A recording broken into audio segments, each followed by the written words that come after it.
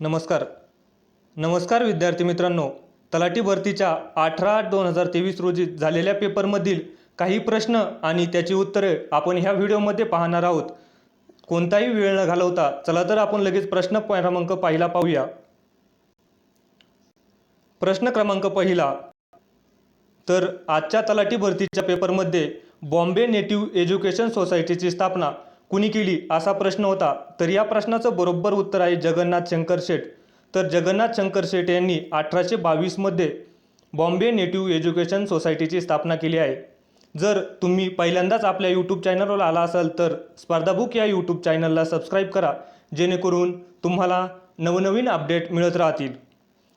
त्यानंतर प्रश्न क्रमांक दुसरा, तर भारत सेवक समाजाची स्थापना पुढीलपैकी कुणी केली असा प्रश्न होता. तर या प्रश्नाचं बरोबर उत्तर आहे गोपाळ कृष्ण गोखले. गोपाळ कृष्ण गोखले यांनी 12 जून 1905 रोजी पुणे येथे भारत सेवक समाजाची स्थापना केली आहे. त्यानंतर प्रश्न क्रमांक तिसरा, भारतातील पहिली अंडर वॉटर मेट्रो कोठे धावली. तर आपल्याला मिळालेल्या माहितीनुसार हा प्रश्न आजच्या शिफ्टला आला होता, त्यामुळे मी हा या ठिकाणी घेतला आहे. ह्या प्रश्नाचं बरोबर उत्तर आहे हुबळी नदी. कोलकाता येथील हुबळी नदी या ठिकाणी भारतातील पहिली अंडर वॉटर मेट्रो धावली. त्यानंतर प्रश्न क्रमांक चौथा, दूधसागर धबधबा कोणत्या नदीवर आहे.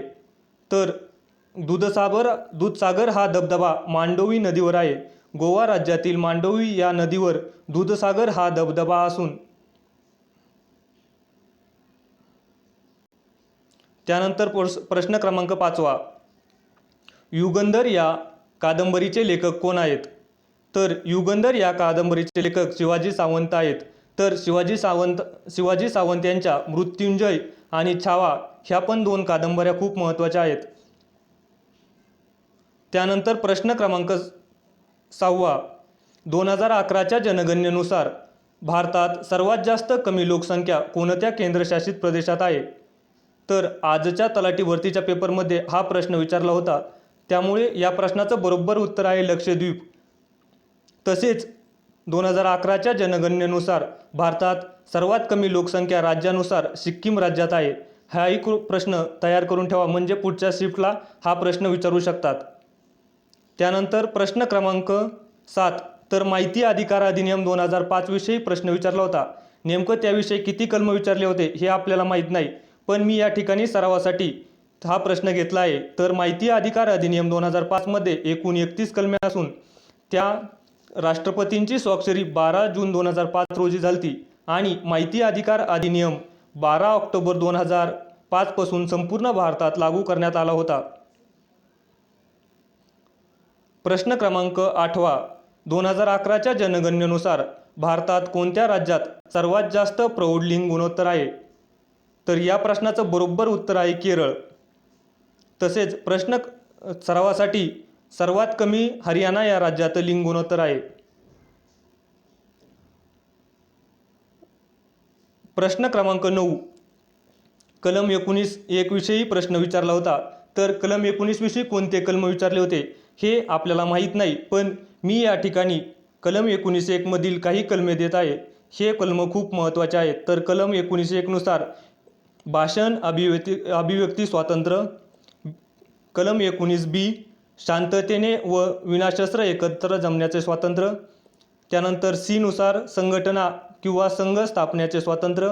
D, भारताच्या राज्यक्षेत्रात सर्वत्र मुक्त संचाराचे स्वातंत्र्य. E, राहण्याचा व स्थायिक होण्याचे स्वातंत्र्य E नुसार देण्यात आले आहे.